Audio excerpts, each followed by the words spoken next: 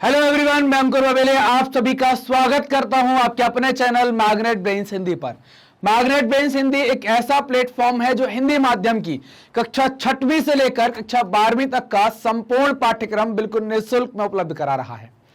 Magnet brains का मतलब है फ्री एजुकेशन, मतलब कि आपको यहां पर किसी प्रकार का कोई पेमेंट नहीं देना है। सभी वीडियोस आपको मिलेंगे बिल्कुल निःशुल्क, वो भी क्वालिटी कंटेंट के साथ। तो बात करेंगे कि इस वीडियो के अंदर हम क्या कवर करने वाले हैं। तो इस वीडियो के अंदर हम कवर करेंगे एनसीईआरटी सॉल्यूशंस को। एनसीईआरटी सॉल्यूशंस किस चीज के हम बात कर रहे हैं, तो कक्षा 9वीं के राजनीति विज्ञान के चैप्टर नंबर 3, जिसको आप कहते हैं चुनावी राजनीति। चुनावी राजनीति के हम एनसीईआरटी सॉल्यूशंस कवर करने वाले हैं। इसका हम पूरा कंप्लीट कॉन्सेप्ट वीडियो कवर कर चुके हैं, वन शॉट रिवीजन कवर कर चुके हैं, इसके एमसीक्यूज कवर कर चुके हैं और इसके अब हम एनसीईआरटी सॉल्यूशंस पर बात कर रहे हैं। तो अब आप बात करेंगे कि एनसीईआरटी सॉल्यूशंस क्या है, तो हमको देखना है यहां पर कि एनसीईआरटी सॉल्यूशंस क्या है। तो हम देखते हैं यहां पर, और आप समझिए यहां पर कि एनसीईआरटी सॉल्यूशंस में हम किताब के पीछे के जो प्रश्न होते हैं उनके ऊपर बात करते हैं। सबसे पहला प्रश्न है कि चुनाव क्यों होते हैं, इस बारे में इनमें से कौन सा वाक्य ठीक नहीं है ये आपको बताना है। 4 ऑप्शन है, का, खा, गा, घा। पहला का है, चुनाव लोगों को सरकार के कामकाज का फैसला करने का अवसर देते हैं। लोग चुनाव में अपनी पसंद के उम्मीदवार का चुनाव करते हैं। लोग चुनाव को न्यायपालिका के कामकाज का मूल्यांकन करने का अवसर देते हैं। लोग चुनाव से अपनी पसंद की नीतियां बना सकते हैं। चुनाव क्यों होते हैं, इसके बारे में कौन सा वाक्य ठीक नहीं है वो बताना है। लोग चुनाव को सरकार के कामकाज का फैसला करने का अवसर देते हैं। हर 5 साल में चेक करते हैं ना, कामकाज सही नहीं है तो बदल देते हैं। ये बात तो सही है, ठीक नहीं है बताना, जो गलत होगा वही हमारा सही आंसर होगा। लोग चुनाव में अपनी पसंद के उम्मीदवार का चुनाव करते हैं, ये भी सही है। चुनाव लोगों को न्यायपालिका के कामकाज का मूल्यांकन करने का अवसर देता है। तो न्यायपालिका का चुनाव से कोई लेना देना नहीं है। एक और पढ़ लेते हैं, लोग चुनाव से अपनी पसंद की नीतियां बना सकते हैं। हाँ, अपनी पसंद की नीतियां कैसे, कि भाई अपनी पसंद का व्यक्ति को वो निर्वाचित कर लेंगे तो उसके माध्यम से क्या होगा, उनके पसंद की नीतियां यहां पर बन जाएंगी। तो क्या हो जाएगा, सही जवाब आपका हो जाएगा ग नंबर का जो है वो ठीक नहीं है। मतलब क्या है, चुनाव लोगों को न्यायपालिका के कामकाज का मूल्यांकन करने का अवसर नहीं देता है यहां पर। क्लियर बात। तो जो गलत बात थी वही हमारा सही आंसर होने वाला था। तो इसमें कौन सा वाक्य ठीक नहीं था, तो ग नंबर या तीसरे नंबर का वाक्य ठीक नहीं था। अगला प्रश्न है प्रश्न नंबर 2, भारत के चुनाव लोकतांत्रिक हैं, यह बताने के लिए इनमें कौन सा वाक्य सही कारण नहीं देता है। मतलब भारत के चुनाव लोकतांत्रिक हैं और 4 कारण दिए गए हैं, वो कारण बताना है कि जो गलत है। सही वाले तो ठीक है, क्या है, तो भारत में दुनिया के सबसे ज्यादा मतदाता हैं। भारत में चुनाव आयोग काफी शक्तिशाली है। भारत में 18 वर्ष से अधिक उम्र का हर व्यक्ति मतदाता है। भारत में चुनाव हारने वाली पार्टियां जनादेश स्वीकार कर लेती हैं, है ना। भारत में चुनाव हारने वाली पार्टियां जनादेश स्वीकार कर लेती हैं। अस्वीकार आता तो एक अलग बात हो जाती, स्वीकार कर लेती हैं, तो स्वीकार तो करती है। तो सही जवाब क्या हो जाएगा, ऑप्शन नंबर का। यह बताने का सही कारण नहीं है कि भारत के चुनाव लोकतांत्रिक है नहीं है। केवल आप ये नहीं कह सकते कि मतदाता जो सबसे ज्यादा है इस आधार पर। मतदाता तो हम कह सकते हैं जब पॉपुलेशन ज्यादा है। चीन वाले अगर उन्होंने कहीं कर दिया कि हमारे यहां पर 12 साल ज्यादा के सभी लोग वोट डाल सकते हैं, तो मतदाता चीन में ज्यादा हो जाएंगे। तो क्या चीन को आप भारत की तुलना में लोकतांत्रिक कह पाएंगे? कभी नहीं कह पाएंगे।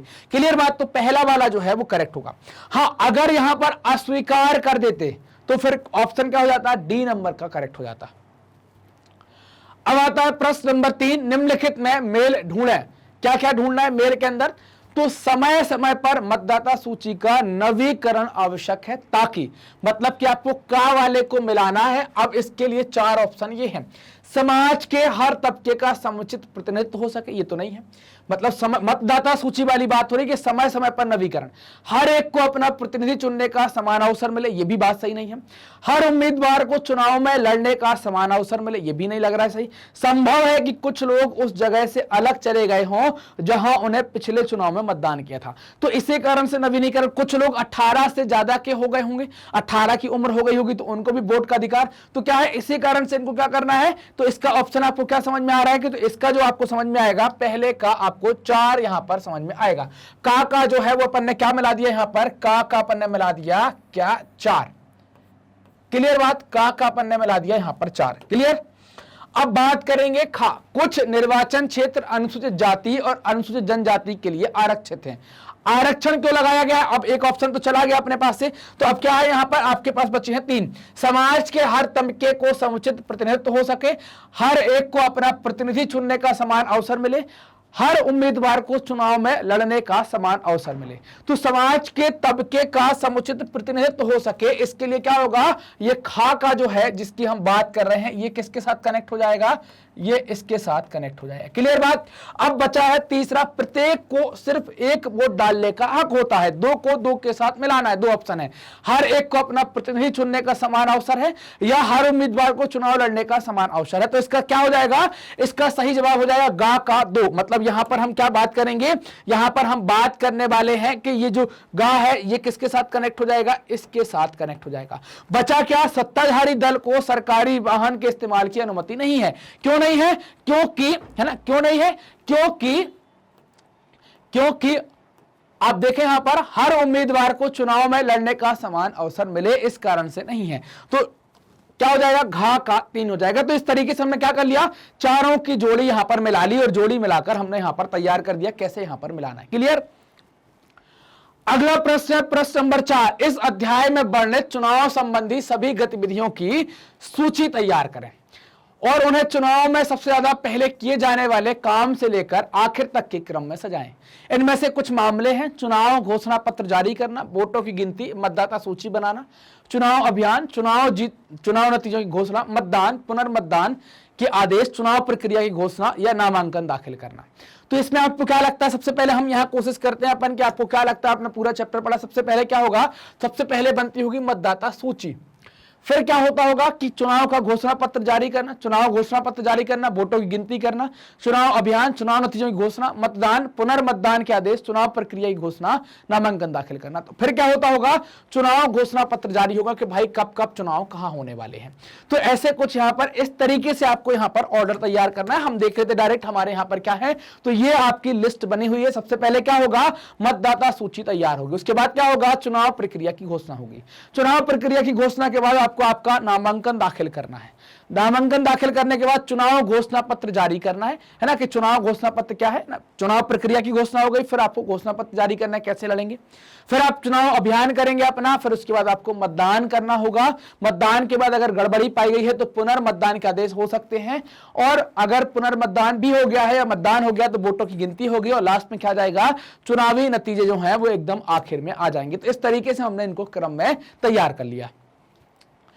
अगला प्रश्न है प्रश्न नंबर 5। सुरेखा एक राज्य विधानसभा क्षेत्र में स्वतंत्र और निष्पक्ष चुनाव कराने वाली अधिकारी है। चुनाव के इन चरणों में उसे किन किन बातों पर ध्यान देना है? 3 ऑप्शन है: चुनाव प्रचार, मतदान के दिन और मतगणना के दिन, है ना। तो आपको बताना है कि सुरेखा एक राज्य विधानसभा क्षेत्र में स्वतंत्र और निष्पक्ष चुनाव कराने वाली अधिकारी है। चुनाव के इन चरणों में उसे किन किन बातों का ध्यान देना है? सबसे पहले चुनाव प्रचार, फिर मतदान के दिन और मतगणना के दिन की बात करेंगे। सबसे पहले बात करेंगे चुनाव प्रचार। इसके लिए सुरेखा को यह सुनिश्चित करना होगा कि उम्मीदवार निम्नलिखित बातें ना करे: मतदाताओं को रिश्वत या घूस या धमकी देना, ये ना करे; जाति अथवा धर्म के नाम पर वोट देने की अपील ना करे; चुनाव अभियान के लिए सरकारी संसाधनों का प्रयोग ना करें; लोकसभा चुनाव हेतु चुनाव क्षेत्र में 25 लाख रुपए और विधानसभा चुनाव के लिए 10 लाख रुपए इससे अधिक खर्च ना करें; चुनाव प्रचार हेतु पूजा स्थलों का प्रयोग ना करें। ये बातें क्या है कि उसको करनी नहीं है, मतलब इन बातों को वो नहीं करेगा। मंत्रीगणों द्वारा सरकारी वाहनों, हवाई जहाजों एवं कर्मचारियों का चुनाव हेतु प्रयोग, है ना। तो ये भी बात की गई कि इन सब चीजों का प्रयोग ना करें। अब बात आती है, आपको 2 और ऑप्शन देखने। मतदान के दिन, मतदान के दिन क्या है? तो इस दिन सुरेखा को यह सुनिश्चित करना होगा कि चुनाव गड़बड़ी मतदान केंद्रों पर कब्जा ना हो। वोटों की गिनती के दिन क्या ध्यान रखना है सुरेखा को? इस दिन सुरेखा को यह सुनिश्चित करना होगा कि उम्मीदवारों के एजेंट वोटों को सुचारू रूप से गणना सुनिश्चित करने के लिए वहां मौजूद है या नहीं। तो ये तीनों बातें हमने देख ली कि भाई चुनाव प्रचार के दौरान क्या करेगी, मतदान के दौरान क्या करना है और वोटों की गिनती के दौरान क्या करना है। अगला प्रश्न है प्रश्न नंबर 6। नीचे दी गई तालिका बताती है कि अमेरिकी कांग्रेस के चुनावों के विजयी उम्मीदवारों में अमेरिकी समाज के विभिन्न समुदायों के सदस्यों का क्या अनुपात था? ये किस अनुपात में जीते? इसकी तुलना में अमेरिकी समाज में इन समुदायों की आबादी का अनुपात, है ना, आबादी से अनुपात कीजिए। इसके आधार पर आप क्या अमेरिकी संसद के चुनाव में भी आरक्षण का सुझाव देंगे? अगर हां तो क्यों, किस समुदाय के लिए? अगर नहीं तो क्यों? ये बताना है हमें। हमने देखा कि समुदाय देखा यहां पर 3 है, अश्वेत है, हिस्पैनिक है और श्वेत है। 3 समुदाय हमारे पास। और अमेरिकी प्रतिनिधि सभा में इनके कितने लोग आए हैं? 8% लोग आते हैं अश्वेत, मतलब कि काले, 5% लोग आते हैं हिस्पैनिक और 86% लोग आते हैं श्वेत। अगर समाज में प्रतिनिधित्व आप देखते हैं इनका, तो इनका 13% है। 13 में 8 आ रहे हैं, ठीक है। हिस्पैनिक का आप देखेंगे, हिस्पैनिक जो है वो 13% है, लेकिन अब 5 आ रहे हैं, तुलनात्मक रूप से कम है। और श्वेत जो है वो समाज में 70% है, लेकिन प्रतिनिधि सभा में कितने आ रहे हैं? लगभग 86 आ रहे हैं। तो अब आपको क्या लगता है कि इन तीनों में से किसको आरक्षण दें? तो हिस्पैनिक जो है थोड़ा सा कमजोर लग रहा है, इसको आरक्षण दे सकते हैं। बात करते हैं उपरोक्त तालिका के आधार पर हिस्पैनिक समुदाय के लिए आरक्षण एक अच्छा विचार है। उनकी जनसंख्या के अनुपात में प्रतिनिधित्व प्रदान करने के लिए ऐसा करना आवश्यक है। इस कारण से हम आरक्षण किसको दे सकते हैं? सिर्फ हिस्पैनिक समुदाय को दे सकते हैं। क्लियर बात? अगला प्रश्न, प्रश्न नंबर 7 क्या कहता है? क्या हम इस अध्याय में दी गई सूचनाओं के आधार पर निम्नलिखित निष्कर्ष निकाल सकते हैं? इनमें सभी पर अपनी राय के पक्ष में 2 तथ्य प्रस्तुत कीजिए। 4 ऑप्शन है, क्या कौन से तथ्य आपको प्रस्तुत करना है?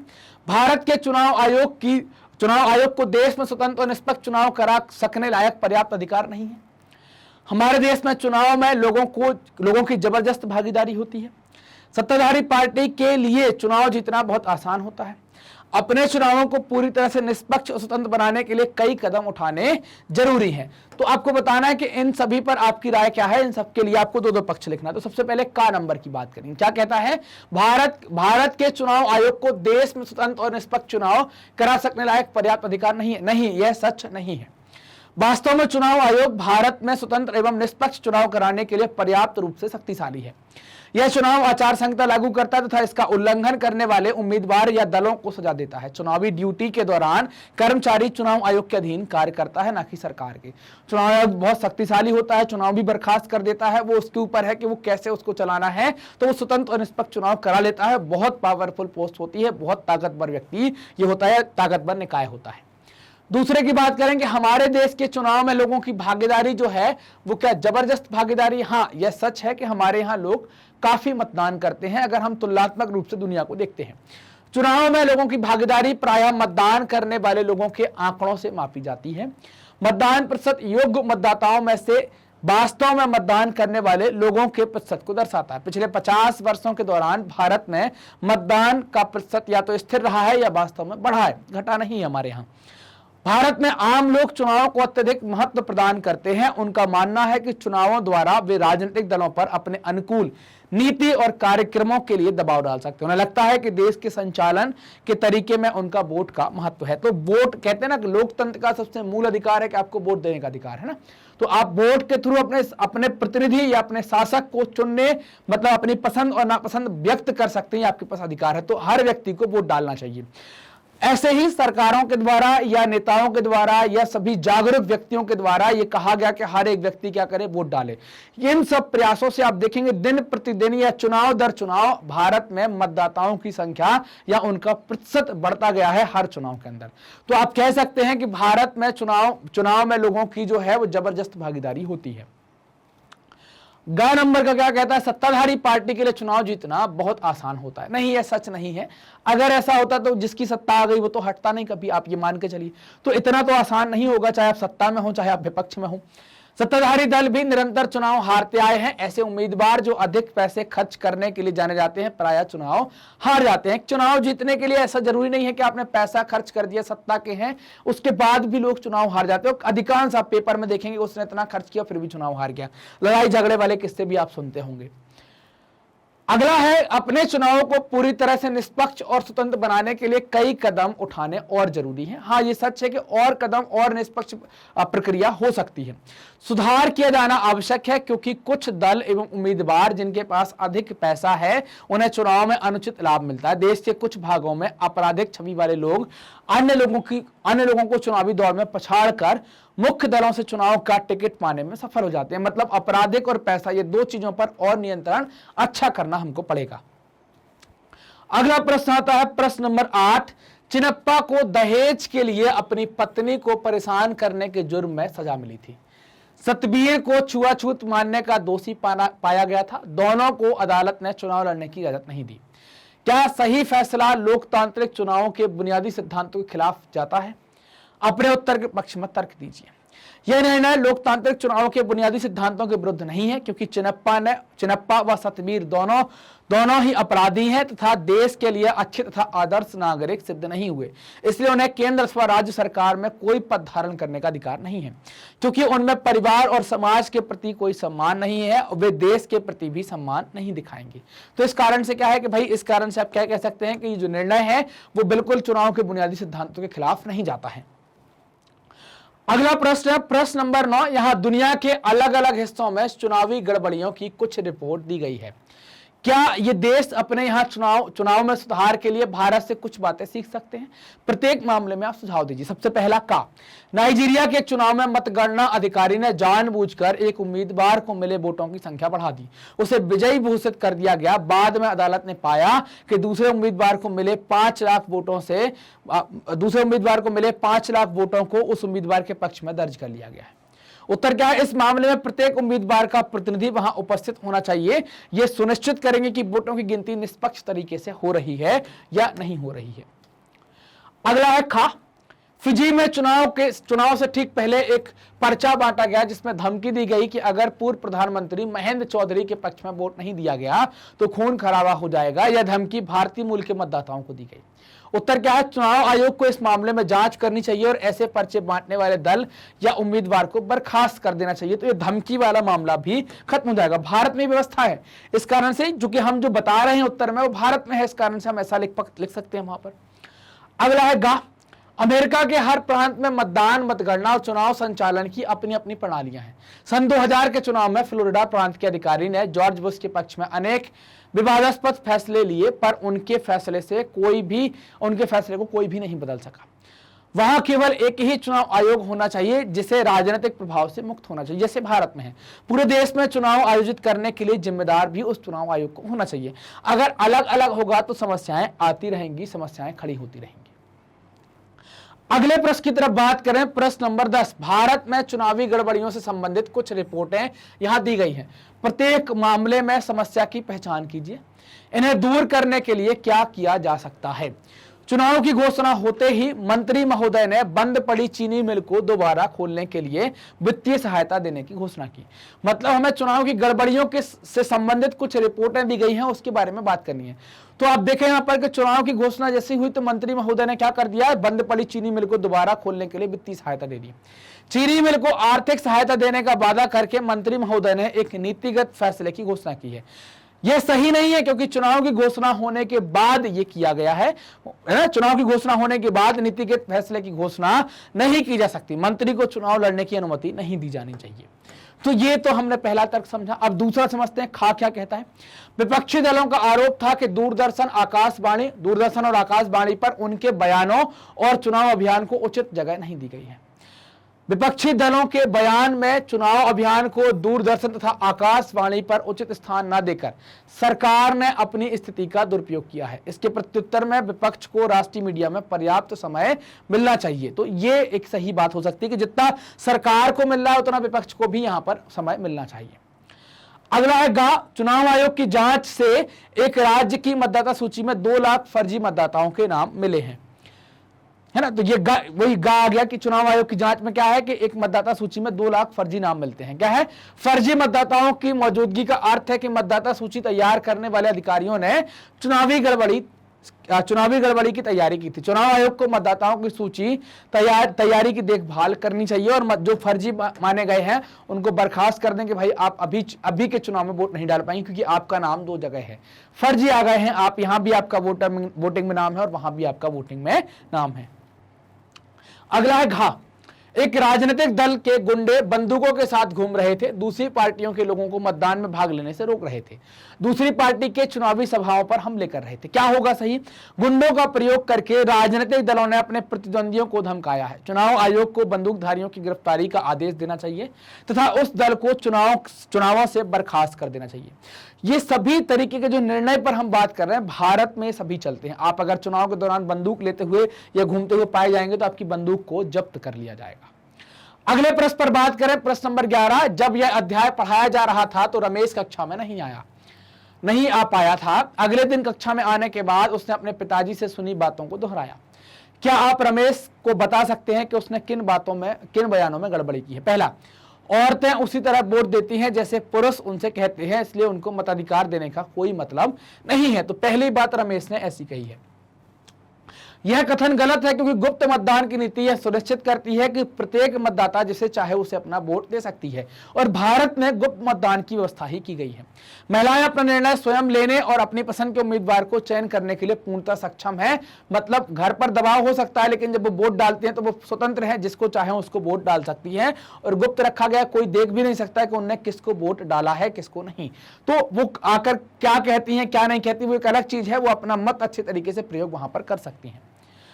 पार्टी पॉलिटिक्स से समाज में तनाव पैदा होता है। चुनाव में सबकी सहमति वाला फैसला होना चाहिए, प्रतिद्वंद्विता नहीं होनी चाहिए। दूसरा, ये बात की गई है, यह सच है कि दलगत राजनीति समाज में तनाव का कारण बनती है, किंतु यह कहना गलत है कि चुनाव में सबकी सहमति वाले निर्णय होने चाहिए। राजनीति में प्रतिद्वंद्विता लोगों के लिए अच्छी सिद्ध होती है, क्योंकि राजनेता अपने अपने वादे निभाने के लिए एक दूसरे से मुकाबला करते हैं। हो सकता है कि वे ईमानदार ना हो, किंतु उन्हें यह पता होता है कि निर्वाचित होने के लिए उन्हें काम करना पड़ेगा। तो इसलिए राजनीतिक प्रतिद्वंद्विता होनी चाहिए, ये अच्छी बात है और ये बहुत जरूरी भी है, इससे काम होता है ज्यादा। सिर्फ स्नातकों को ही चुनाव लड़ने की इजाजत होनी चाहिए, ऐसी बात की गई है। लोगों की आवश्यकताओं को समझने और उनके हितों का प्रतिनिधित्व करने के लिए शैक्षिक योग्यता अनिवार्य नहीं है। इस प्रकार राजनेताओं को स्नातक होना आवश्यक नहीं है, वो बिना स्नातक के भी चुनाव लड़ सकते हैं और भारत में भी व्यवस्था है। इस प्रकार से हमने अपना पूरा एनसीईआरटी सॉल्यूशन कंप्लीट कर लिया है।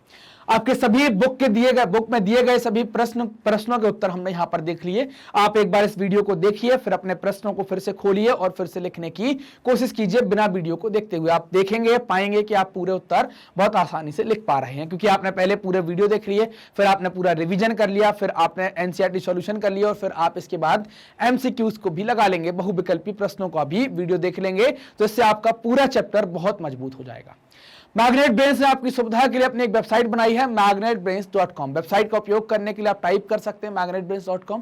जैसे ही आप टाइप करते हैं आप हमारी वेबसाइट में पहुंच जाते हैं। यहां पर से आप कोई कोर्स एक सिलेक्ट कर सकते हैं। कोर्स सिलेक्ट करने के बाद आपको यहां पर क्लास सिलेक्ट करनी है। आप क्लास 9 के विद्यार्थी हैं तो आपने क्लास 9 सिलेक्ट की है।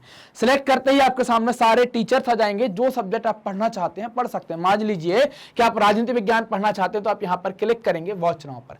जैसे ही आप वॉच नाउ पर यहां पर क्लिक करते हैं, वॉच नाउ पर क्लिक करते ही क्या होगा कि आपके ये सभी जो चैप्टर वाइज प्लेलिस्ट आप सामने होगी।